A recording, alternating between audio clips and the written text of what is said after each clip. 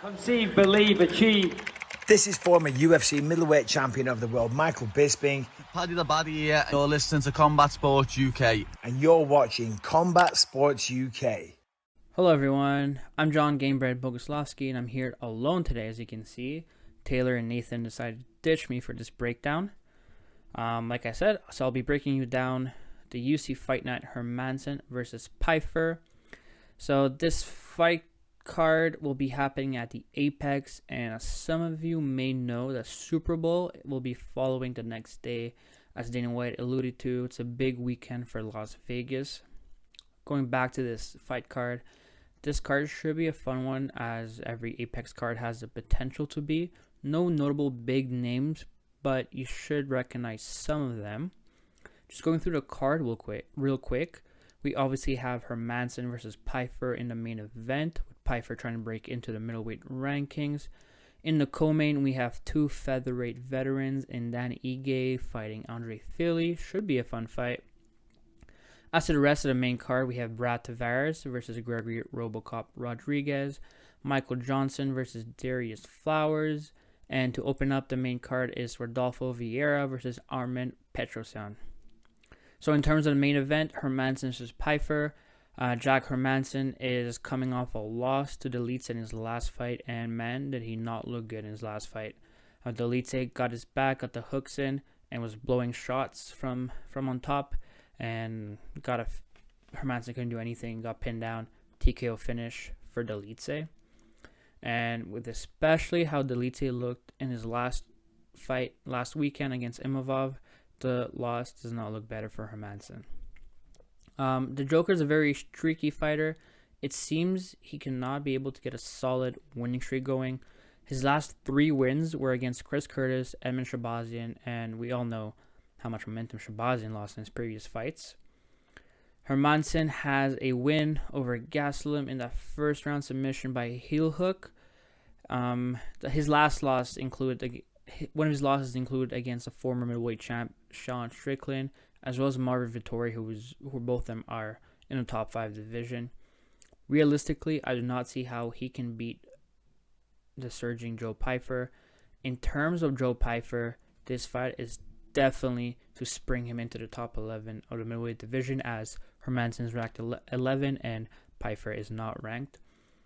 Pyfer's coming off that Contender Series win where everyone sucked on that card, and he was the only one who got the contract. He was on the main event, and that's where the famous saying comes, "Be Joe Pyfer," how Dana White said it, and he was Joe Pyfer. Coming to the UFC, he has 2 KO wins over Gerald Mershersat and Abdul Razar Al-Hassan. All the momentum obviously is in Pyfer's side in this fight, in his first main event. How I see this fight playing out is exactly how we saw Pyfer's last 3 fights. Once he puts on the pressure and lets his hands go, he's an unstoppable force. Pyfer actually broke Ngannou's punching power record, which he posted on his Instagram, which is quite interesting, with Ngannou being a heavyweight destruction and Pyfer being 3 weight classes below at middleweight. Saying that, Hermansson's only path to victory here is what I think McConnell did last week, is lay and prey on the guy and hold him down for 5 rounds. However, Pyfer trains with Sean Brady, who's in the welterweight division and is an elite grappler, and I'm sure he helped him out in this camp. Saying that, my official prediction is a TKO win for Pyfer, probably in the earlier rounds, as he's also been more active than Jack. Jack only fought in 2022 of December, his last fight, so he's not been too active. Joe Pyfer's been active. He has more punching power. So all the momentum is on Joe Pyfer. In the co-main, we have Ige versus Fili. Ige versus Fili. 2 grizzled vets. Ige is ranked at 13 in the featherweight division. Fili will be looking to take his ranking spot. Fili is coming off that first round TKO win over Lucas Almeida, and definitely wants to build up some momentum probably to make one final run due to his age. In terms of Ige, he's coming off a loss to Bryce Mitchell in his famous Bible, and he would definitely want to turn things around for him. He's been ranked in the division for the longest time I can remember, and never seemed to be able to get close enough to that top 5. With losses to Mitchell, like I said, he also lost to Movsar Evloev, Josh Emmett, the Korean Zombie, and all of them have been ranked in the top 5 for at least 5 years, if I can remember correctly. I see Ige as a really well-rounded mixed martial artist, and File being more of a striker. I think for this fight, Philly has to get dirty and go in range with Ige to go blow for blow and avoid getting taken down by Ige. However, I do think Ige is a more well-rounded fighter and a better fighter, and I believe we'll see a decision here with Ige getting his hand raised.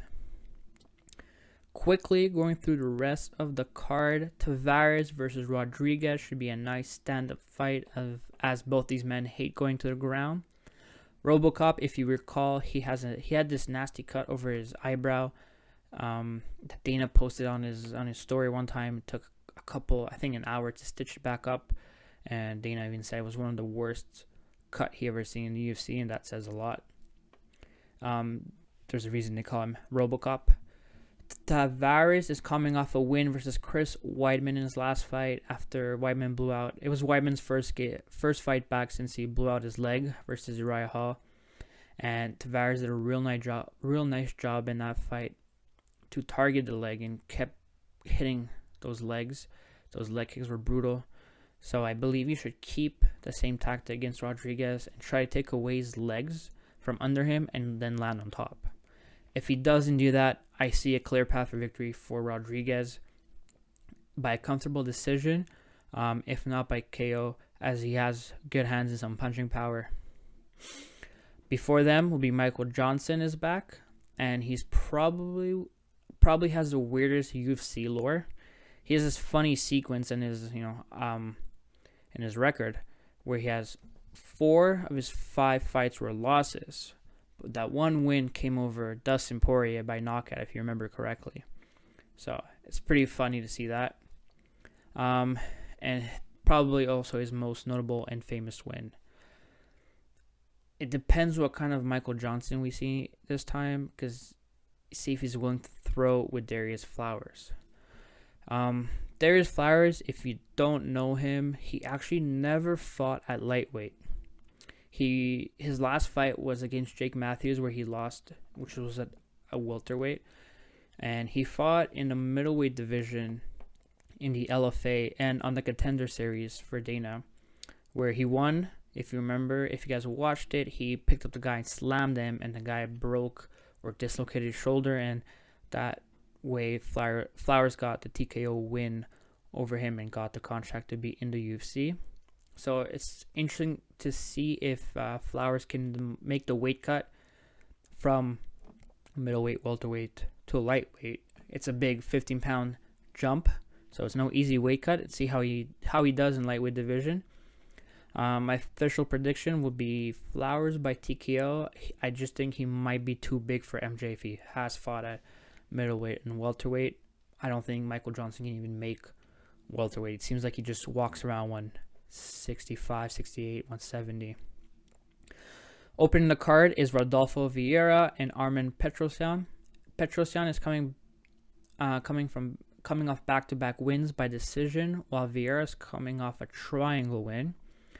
Vieira actually has a 100% finishing rate, with all but one coming by submission. The obvious plan here for Armen is to stay on the feet, and no matter what you do, stay on your feet.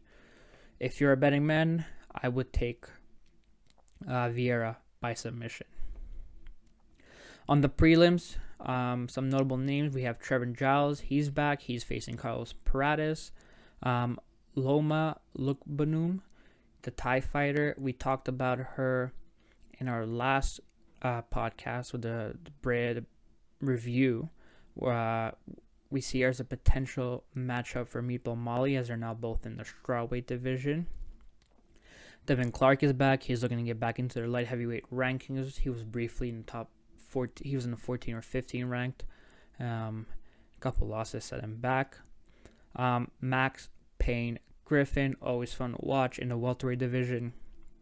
Zach Pauga, He's also on the card. He lost to Mo Usman, who is Kamaru's brother, in the finale of Tough. And he's looking to make a name for himself in the light heavyweight division. And the Tough season, that was actually heavyweight, so he definitely looks like he belongs better in the light heavyweight division rather than heavyweight. Finally, we have Daniel Marcos. He's opening up the card. He's back. He's an undefeated fighter with 8 wins by KO and 7 by decision. He last fought Davey Grant to a split decision win, so he's definitely going to try to look to bounce back and get a more decisive win. That was your Hermansson versus Pyfer breakdown. Look for us to be back hopefully with Nathan, Taylor, potentially Lewis to break down more cards, so I won't be alone here. We should be breaking down UFC 298, Volk versus Topuria, and if you've been living under a rock, Topuria has been talking mad game lately, talking big, not letting Rodriguez, Holloway, or Volk intermediate rematch if he does win. So it'll be a fun card to talk about. On that note, see you everybody.